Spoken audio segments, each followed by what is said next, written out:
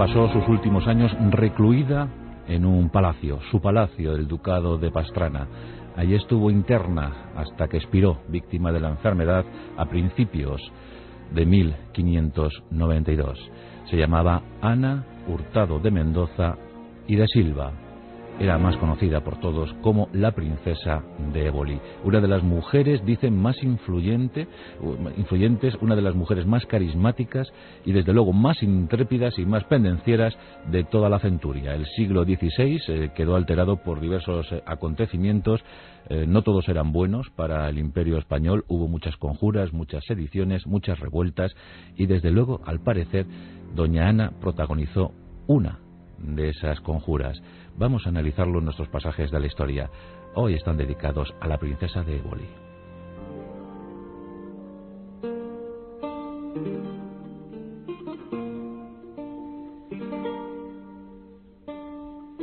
Desde luego tuvo una educación exquisita. No en vano provenía de dos de los mejores linajes castellanos. Por un lado su padre, don Diego Hurtado de Mendoza, que llegó a ser virrey de Aragón. Por otro, doña Catalina de Silva, un amplio linaje, este último, incluso pues, muy asentado en Portugal.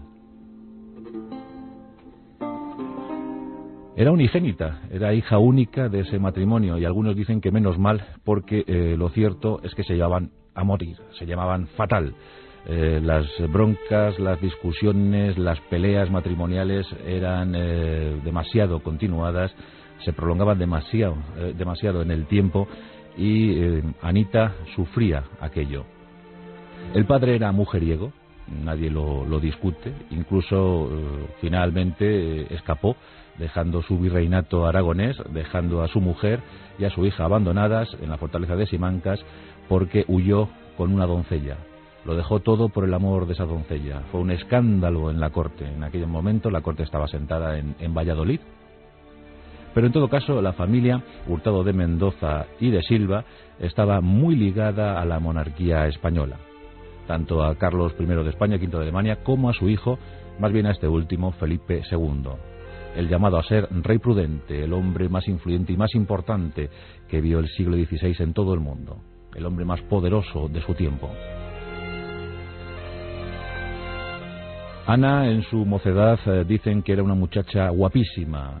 Destacaba por su belleza, por su porte, por sus ganas, su afán de aventuras. No muy versada en letras y en disciplinas académicas, pero sí en prácticas que algunos tacharon de varoniles. Por ejemplo, gustaba mucho del florete, esa espada ligera con la que se batía en duelo con algún paje, y dicen precisamente que motivo del parche que cubría uno de sus ojos fue que luchando a espada o florete con un paje, pues recibió la punta de ese florete del enemigo y por eso su ojo quedó inutilizado. Otros afirman que simplemente tenía estrabismo, vamos, que era bizca y trataba de ocultar ese ligero inconveniente con el parche.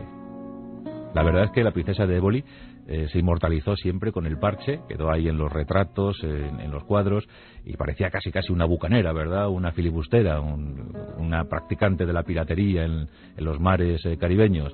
Bueno, pues ese parche no restaba un ápice de belleza a su rostro, ni a su indiscutible porte y actitud. Era de vieja cuna, era de rancio abolengo, y eso se veía de inmediato nada más estar ante su presencia. Bueno, don Diego, amorío tras amorío, pelea con su mujer tras pelea, buscó un buen novio, un buen pretendiente, un gran partido para su hija. Era hija única, iba a recibir una hermosa, una incontable herencia. Había que buscarle acomodo en la corte. Y nadie mejor que don Ruy Gómez de Silva, un hombre de origen portugués que era amigo íntimo, leal, como pocos, a Felipe II. Por entonces Felipe II era príncipe, hablamos del año 1552. En ese momento Ana tiene 12 años, recordemos que había nacido el 29 de junio de 1540, las cosas eran así, el rigor, el tiempo imponía su demanda, y esta no era otra sino casarse pronto, porque presumiblemente no se vivirían muchos años. Te casabas con 14, tenías todos los hijos posibles y morías a los 40 o los 50 años, ya incluso siendo considerado un anciano. Así era el siglo XVI, se vivía muy deprisa, había que hacerlo todo muy rápido, presto. Bueno, pues Anita fue prometida en matrimonio a don Ruy en 1552 y la boda se desarrolló por poderes porque don Ruy era un magnífico embajador de España y había cubierto misiones eficacísimas y además de gran provecho para España en Inglaterra, en Flandes. Don Ruy era uno de los mejores lugartenientes de Felipe II y durante 5 años no pisó tierra española, siempre anduvo involucrado en esas misiones diplomáticas.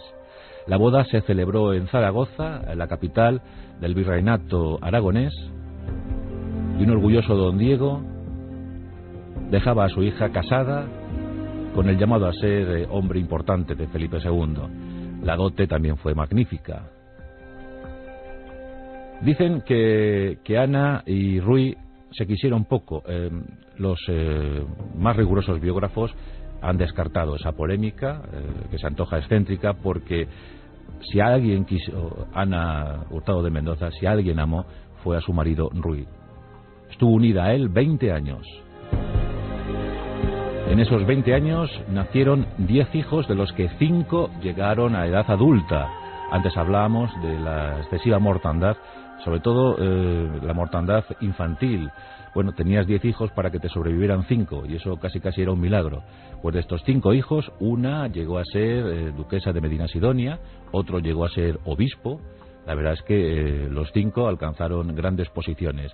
Y el propio Felipe II, a pesar de los posteriores desencuentros con Ana Hurtado de Mendoza, quiso proteger a estos vástagos de su fiel Ruy. Pues como digo, 5 llegaron a edad adulta. Y Ana contemplaba feliz su futuro. En 1559, Ruy Gómez de Silva llega a España para quedarse. Y por sus servicios prestados, por sus grandes y eficaces tareas prestadas a España, Felipe II, ya rey, le nombra príncipe de Éboli.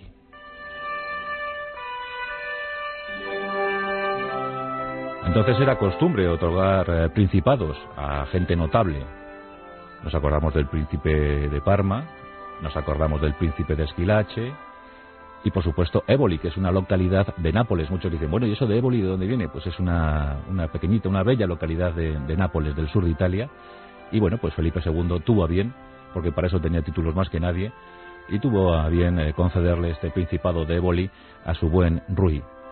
Por supuesto, Gómez de Silva quiso también compartir a su vez el principado con su mujer, con su gran esposa, su amada esposa, y doña Ana, que también estaba por la labor, pues asumió ser princesa de Éboli como la más digna, como la más noble de las cortesanas españolas. Y es que se había prodigado mucho por la corte vallisoletana, ya en su juventud, o en los tiempos de casada, con el marido ausente. La duquesa, la futura duquesa de Pastrana, pues estuvo muy dada a las fiestas de Valladolid, se dejó ver en todos los eventos y su belleza, desde luego, no se discutía, su talante, su forma de actuar, su forma de ser. Ya decían incluso que por entonces se la veía conspiranoica, que soñaba con entroncar su familia a la del viejo reino luso. Y esto molestaba porque había una aspiración española de fusionarse con la corona portuguesa, cosa que se concretó finalmente en 1580, pero en ese momento, en la década de los 50 del siglo XVI, decir que tu familia podría estar bien asentada en la corte de Portugal era ir un poco a traición, porque España no quería ningún impedimento para quedarse con la corona del reino vecino. Por eso que dijera semejante comentario, Ana pues no gustó en exceso.